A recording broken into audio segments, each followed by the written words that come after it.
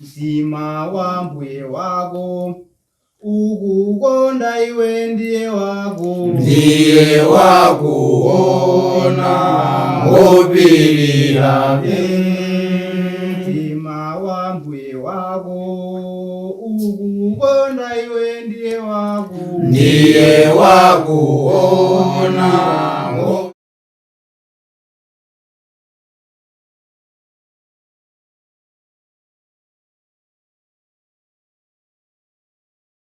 Tikulandireni soni ku programu yathu ino yakudziwa Baibulo Langa. Pa programu inonso muli ndine Vinjero Gondwe. Tikumbukire programu imene amatipatsia ndi Lilongwe School of Biblical Studies ku Lilongwe ku Mitundu. Cholinga chake chomwechi chakuti anthu tidziwe ndithu Baibulo lathu. Kapena mukalipira Baibulo lanu mudzitenga kuti Baibulo Langa. Talowa mu gawo 2 kapena gawo lachiwiri la phunziro lathu imene tayamba kuliphunzira kuchokera buku la Numeri. Ndipo chokera phunziro lathu yambuyo mutaphunzirapo taona kuti kodi dzina limene linachokera kuti, komanso taonaponso zimene Mulungu anawuza ana Israeli, komanso taonapo zimene ana Israeli anachitira Mulungu, komanso taonapo kudandaula kwa Mose kumene anadandaula. Ndipo taphunziraponso maphunziro abwino ambiri kuchokera buku limene la Numeri chapter 11 verse yake 1 mpaka verse yake 15. Tsopano lero tikhala tupitirizabe kuphunzira buku limene la Numeri chapter 11, koma tikhala tikulowa gawo lachiwiri imene ilili verse yake ya 16 mpaka verse yake ya 21.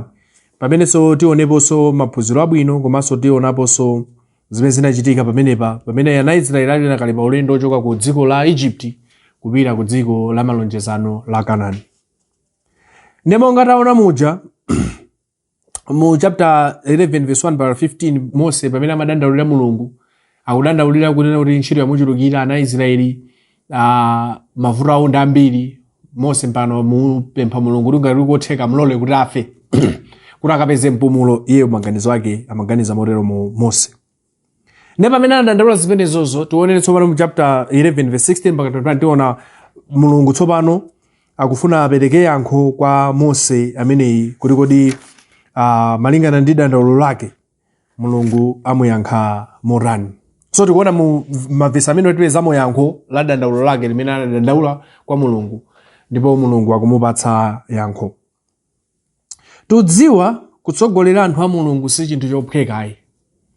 Kwa ena timaona ngati ntchito ngati ili yophweka ndi yotsogolera anthu a Mulungu, koma kwa munthu amene anagwirako ntchito yotsogolera anthu a Mulungu akuwuzani ndithu kuti sizophweka.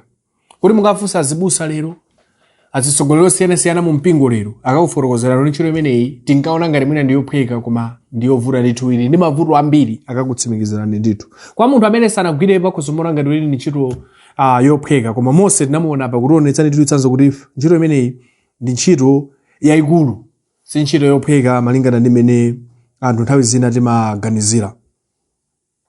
Mose mu chapter chake cha 11 pa verse yake 14 chatinazayo ijayo anadandaula mapogwisa ntchito mawu pa verse 14 pamene akunena kuti sinditha kuseza anthu awa onse ndekha pakuti andilemera ine. So Mose maganizo mwake pamene amatsogolera ana Israeli amaganiza kuti ali yekha. Pa verse 14 chapter 11 maganizo mwake amaganiza kuti andili ndekha sinditha kutere. Atayiwala ndithu kunena kuti Mulungu ali naye. Ilinso limakhala vuto masiku anu kwambiri kwa anthu ambiri amene atsogolera Mulungu amati tona anthu adarere ndati ndekha sindingazithe. Anthu timayiwala ndithu kuti Mulungu alipo. Komabe Mulungu anamva dandaulo limeneli, ndipo timaona mu chapter chimenechi Mulungu anamuwuza kuti asankhe anthu ena 70 amene adzathe kumuthandizira kunyamula madandaulo a anthu amenewa. So pamene iye anadandaula kuti ndifa ndili ndekha chani, ndi Mulungu akumuyankha kuti usadandaule, suli wekha, ndikupatsanso anthu ena 70 amenenso adzathe kukuthandizira iweyo kuti ntchito yako isadzavute. So tikaona pa chapter 11 verse 16 ndi 17 akunena kuti ndipo Yehova anati kwa Mose, unisonkhanitsira amuna 70 mwa akulu a Israeli amene wadziwa kuti ndiwo akulu a anthu ndi akapita wawo, nubwere nawo pa chihema chokomanako kuti ayimeko pamodzi ndiwe. Pamenepo ndidzatsika ndi kulankhula nawe komweko. So Mulungu akumuwuza kuti popeza wadandaula kuti uli wekha, usaganize kuti uli wekha, ine ndilipo. Komanso chachikulu popeza mwina nthawi zina munthu amene amakhalira amaganiza za kuti azizi ndi otali ndi munthu amafuna munthu omwe adzimuona. Ndi mwina popeza Mose maso ake literally tingane kuti samatha mwina umona mulungu ndamagaza kuti ndili ndekha ataonani zili chonchi zino so mulungu amuza kuti usankhe anthu ena 70 anthu amenewo ndamene angadzathe kukuthandizira. So apanso tikuonaponso chinthu china chimene chofunikira kwambiri kunena kuti ntchito ya mulungu ndi ntchito imene imafunikira kuti anthu izithandizana ndithu. Timazoonanso buku la chipangano buku la machitidwe chapter 6 pamene atumwi aja amaphunzitsa patabwera madandaulo a anthu ena anati anthu a mtundu wathu akusalidwa sakuthandizidwa sakutere. Machitidwe chapter 6 verse 1 mpaka 3 timapeza kuti atumwi ananena kuti chofunika ndi chinthu ichi ife amene tikugwira ntchito iyi tipezenso anthu ena azithandizirayi. Ndiye tikuona ndithu kuti mulungu amene anazikozera ntchito yake sanayikoze kuti munthu wekha ukhozopanga. Timazoona mipingo yambiri masiku ano mwina anthu ena amaona ngati okha amene iwo atangochokapo ndikuti basi zonse zikuza kusokonekera koma kuyiwala kuti ntchito imene agwira ndi ya mulungu agwirira mulungu si uli wekha mulungu alipo. Komanso akunena kuti pamene ntchito yakula ndithu tikuona ndithu kuti ntchito chofunikira kunena kuti atsogoleri akhalepo ambiri ntchito ya mulungu idzathe kupepuka. So ifenso lero ngati atsogoleri tiyeni kuphunzirapo zinthu zambiri pamenepa. Mose wadandaula koma mulungu sakuona kuti ngofunikira ndithu kuti timuthandizire makamaka pomonjezera anthu ena. So ifenso atsogoleri masiku ano tiyenera kukhalapo ndi phunziro ndithu labwino. Komanso timazoonanso chimene timazoona mu chipangano chatsopano. Chipangano chatsopano tikamangamba za abusa timangamba za awiri kuposera amenewo. Sanangambepo za mbusa mmodzi ngati otsogolera mpingo iyayi. So chifukwa ni chani pamene pali anthu awiri anthu atatu anthu folo ntchito chimakangati yapepukedwako kwa anthu ena kuposa kuti panakhala kuti pali munthu mmodzi. So ndi chinthu chofunika ndithu kupeza anthu omuthandizira. Mulungu akumuwuza kuti ndikuthandizira ndikupezera anthu upeze anthu 70 anthu amenewa adzatha kukuthandizira pa ntchito ya mulungu. So ukulu wa mulungu ukuonetsedwa ndithu mu mavesi amenewa amene ife tikuwaphunzira pamene tikuphunzirawa. So tikati tionenso pa chapter 11 pa verse yake ya 21 ndi 22 timapezaponso chinthu chimenenso chinachitika pamene pa verse 21 akunena kuti ndipo Mose anati anthu amene ndili pakati pawo ndiwo 500 oyenda pansi. So Mose akunena kuti anthu amafunika ndithu anthu ena amuthandize chifukwa anthu amene amatsogolera alipo anthu 600,000 oyenda pansi. So tangoganizana anthu 600,000 munthu mmodzi. Ndepena ngakhala madandaula tikozoona mina madandaula molondola ngakhala mangoyiwala kuti ntchito ndi ya mulungu. Samene odandaula amene amadandaulira munja.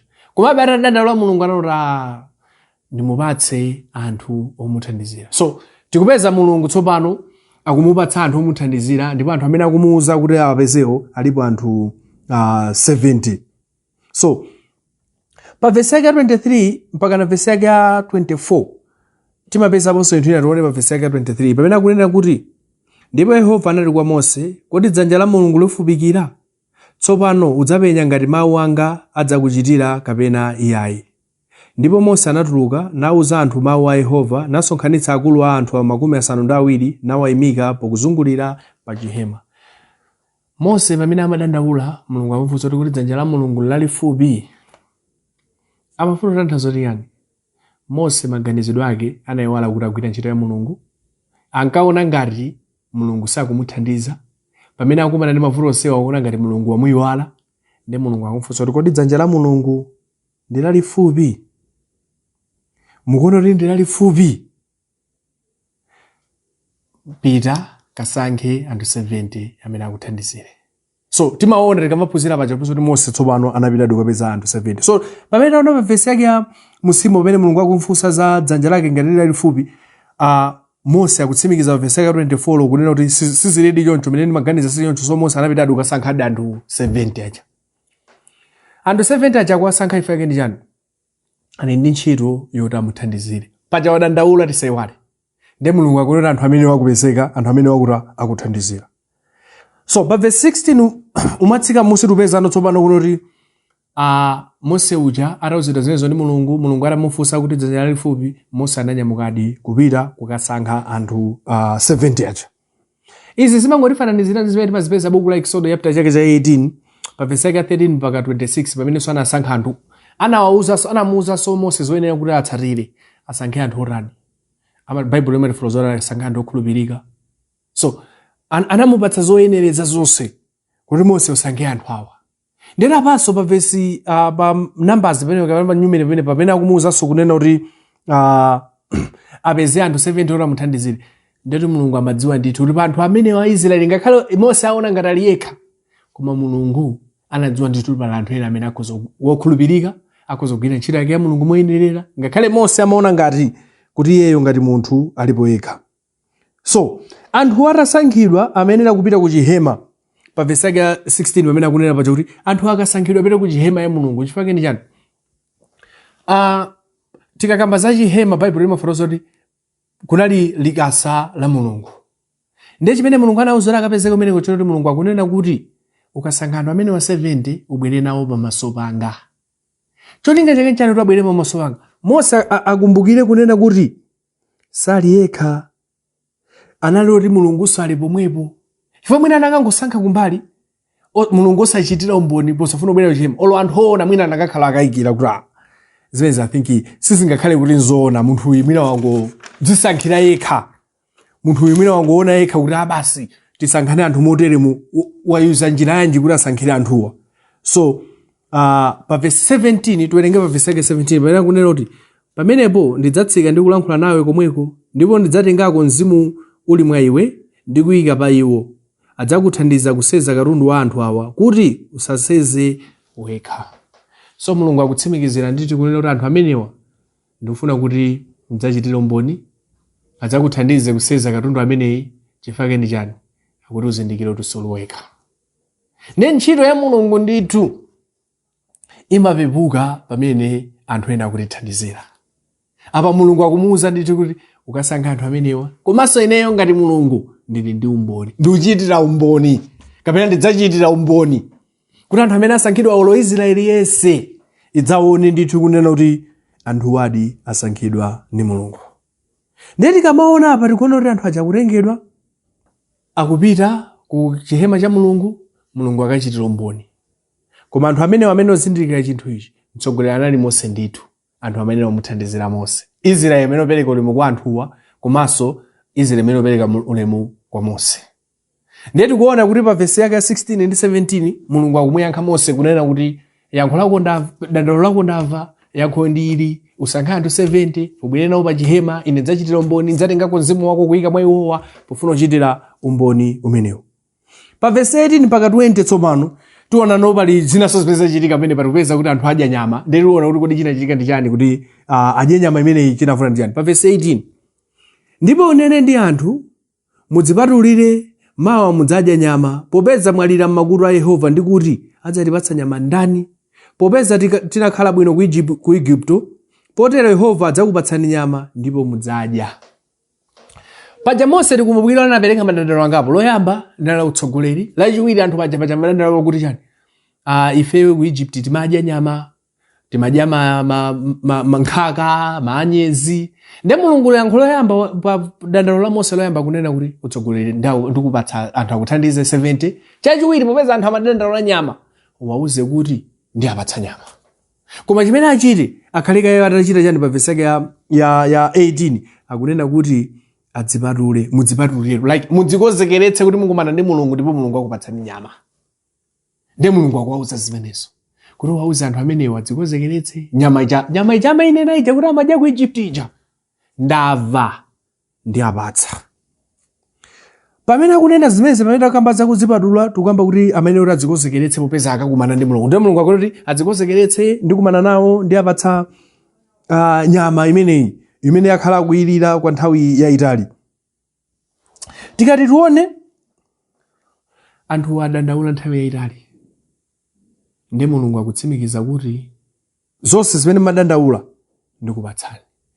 Tipitiye kuona pa verse ya 19 pamene akunena kuti simudzadya tsiku limodzi kapena masiku awiri kapena masiku asanu kapena masiku 10 kapena masiku 20, koma mwezi wa mphumphu kufikira ibwera mphuno mwako ndi kuti ufukidwa nayo, pakuti mwakaniza Yehova wakukhala pakati pa inu ndi kulira pamaso pake ndi kuti tinatulukiranji mw'Igupto. So Mulungu akunena kuti nyama imene ndikupatseni si ya tsiku limodzi, si ya masiku awiri, koma ndikupatsani mudya mpaka natulukira mphuno. Sindidziwa kuti atalandira uthenga umenewu unalotani kwa iwowo, komabe chachikulu Mulungu imene akunena ndi chinthu ichi, zimene mazidandaula zikupezani koma zibwera m'mavuto ake. simufuna nyama iyi ikupezani sikudya tsiku limodzi koma ifika poti mpaka muidya pakanitulukira mphuno. So bempho lanu likupezani koma libwera ndi mavuto ake.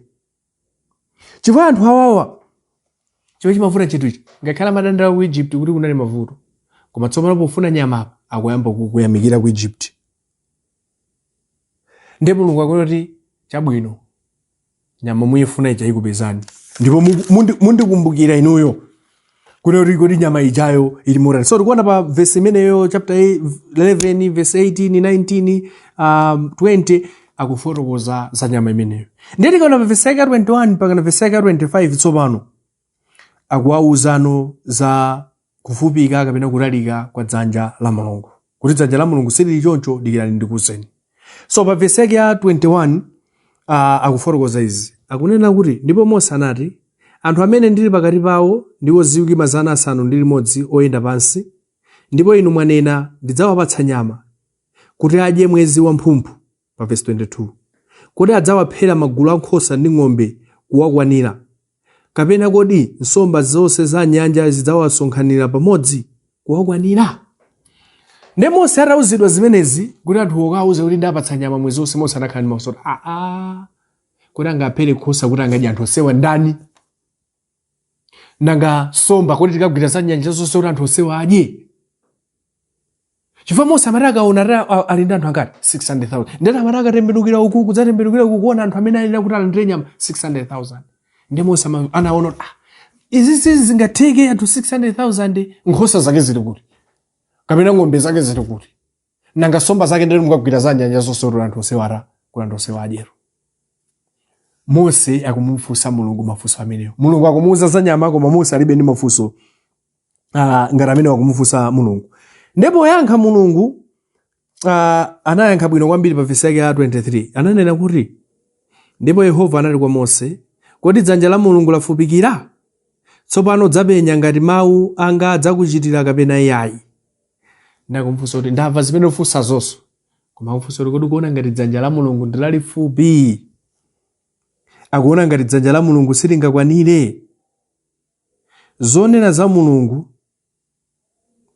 akumuwuza kuti dzanja langa si lalifupi, zimene ndinena ine zidzachitika ndithu.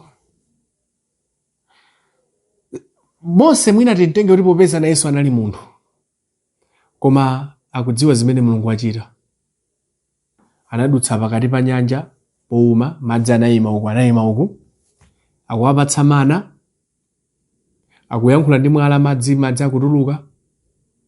Akuona zonsezi zimene Mulungu achitira. Ndi Mulungu akunena kuti ndidzakupatsani nyama koma Israeli akuti kapena Mose akunena kuti zitheka bwanji? Mwina funso limene Mose anakafunsa sora bwino nakhala onena kuti kodi manaja zimatheka bwanji kuti zitero, koma sanafunse funso limene. Koma kumuwuza za nyama Mose akuti sizingatheke, inu nkhosa ndi mupha zingati, ng'ombe kapena nsomba muzitenga kuti mukatenga nyanja zonse kuti anthu onsewa adye. Amafunsa. Ndi Mulungu akumuyankha kunena kuti kodi sudziwa kuti dzanja langa si lalifupi? Chimene akufuna kumuwuza kuno liyani zonena za Mulungu zimachitika.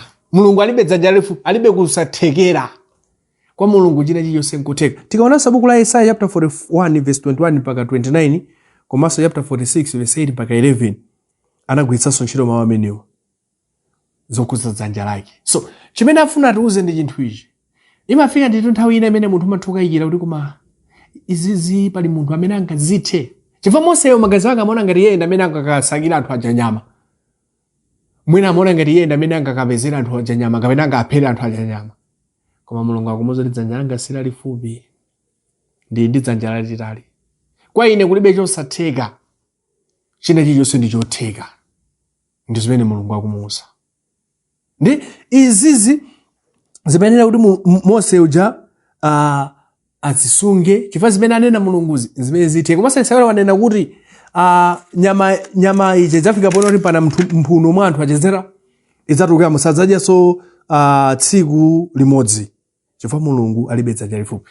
Pa verse yake 25 ananena kuti ndipo Yehova anatsika mu mtambo nanena naye, natengako mzimu uli pa iye nawuyika pa akulu 70, ndipo kunali kuti pokhala mzimu pa iwo ananenera koma osabwerezanso. Apa Mose wadandaula kwa Mulungu, wadandaula dandaulo loyamba ntchito yamukulira. Mulungu akuti ndikupatsa anthu 70. Watenge upiteno pa chihema. Dandaulo lachiwiri anthu adandaula kuti tufuna nyama, timadya nyama kuti kuchakuti madya zinthu zambiri tili ku Egypt. Mulungu akuti ndikupatsani. Mose atamuyankha yankho loyamba sanadandaule, sanafunse mafunso ambiri kuti ampatsa anthu. Koma zachiwiri zitsopano pamene akayikira kuti nyama anthu osewa.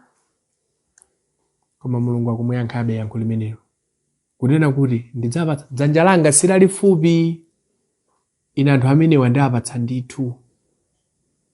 Ndiapatsa ndithu zimene ndilinazo. Ine ndine Mulungu, ndiapatsa ndithu.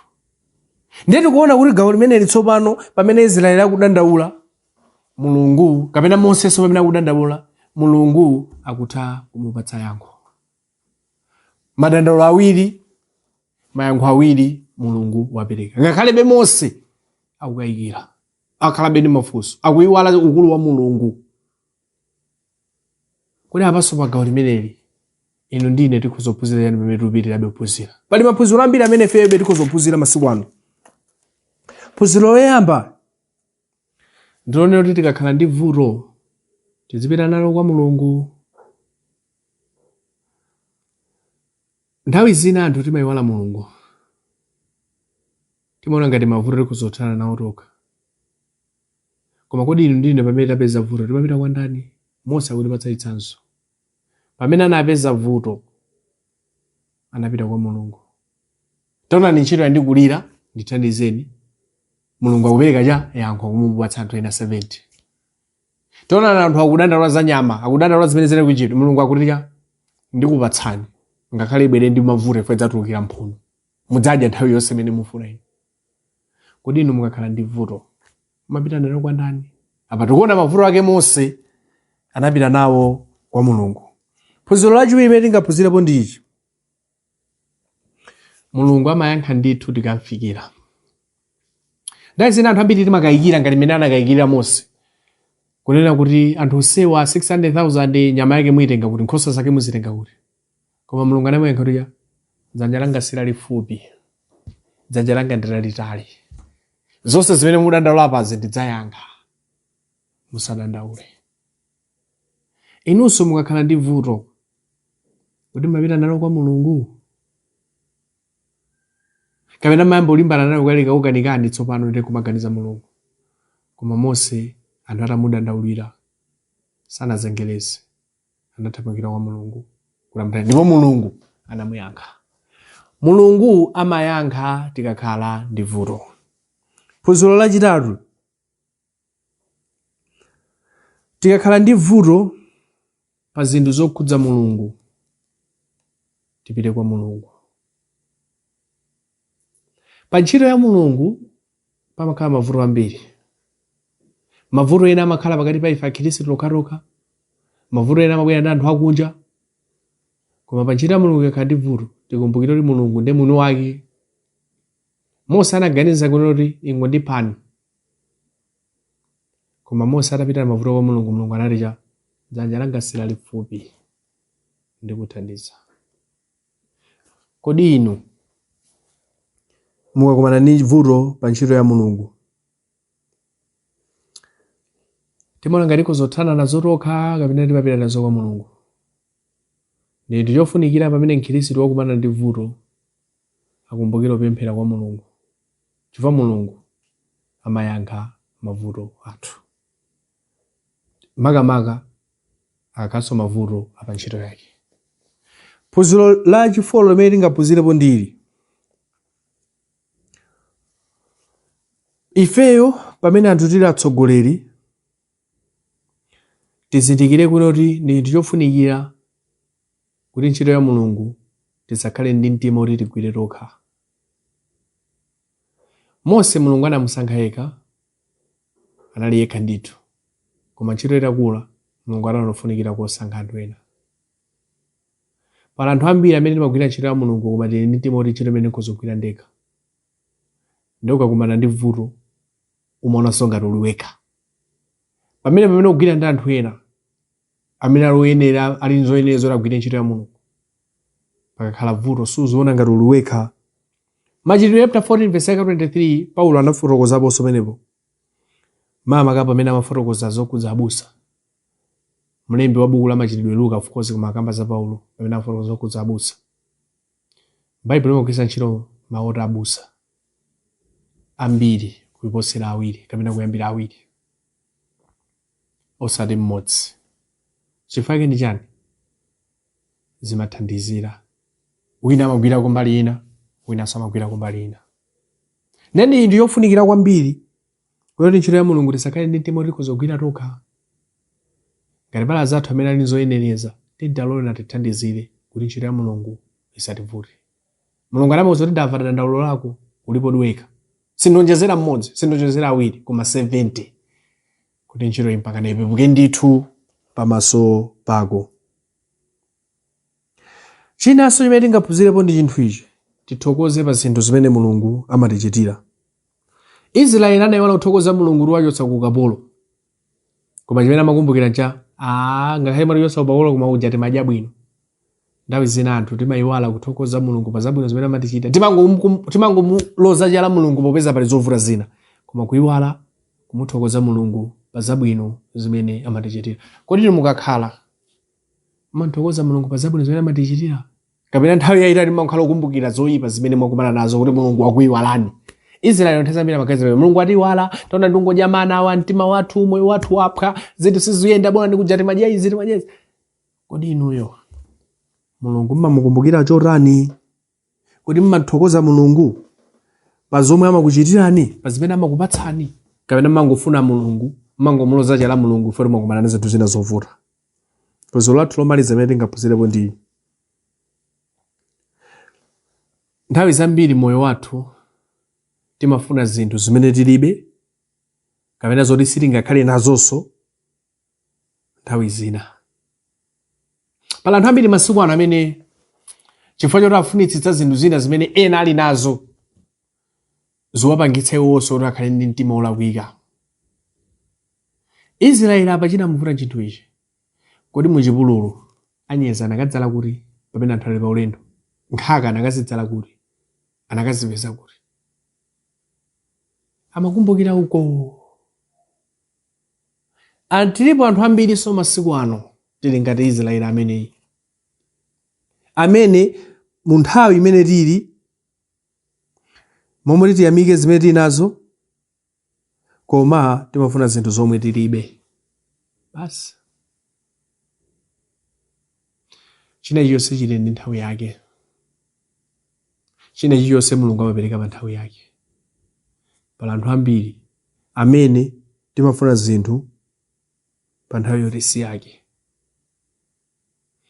Tiyeni timuyamikeni Mulungu pa zonse zimene amatichitira. Timuthokoze Mulungu.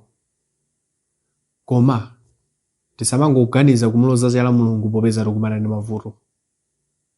So pa gawo ili pamene taona Mose atadandaula phunziro lathu loyamba, gawo lachiwiri taona Mulungu akumuyankha zonse zimene Mose amafuna.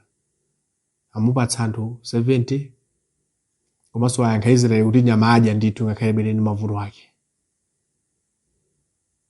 Tikatera fika pamapeto pa programu yathu pa gawo lachiwiri.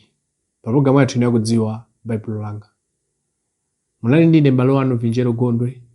Komanso tikumbukire programu imene amatipatsia ndi Langa School of Biblical Studies. Mwina tili ndi funso kapena ndemanga, nambala ndi imeneyi 082766018. Kufikiranso nthawi ina pamene tidzakhalenso tikulowa gawo lachitatu. Mulungu akudalitseni nonse. Amen. Mtima wa mbuye wako ukukonda iwe ndiye wako ona ngopirira. Mtima wa mbuye wako ukukonda iwe ndiye wako ona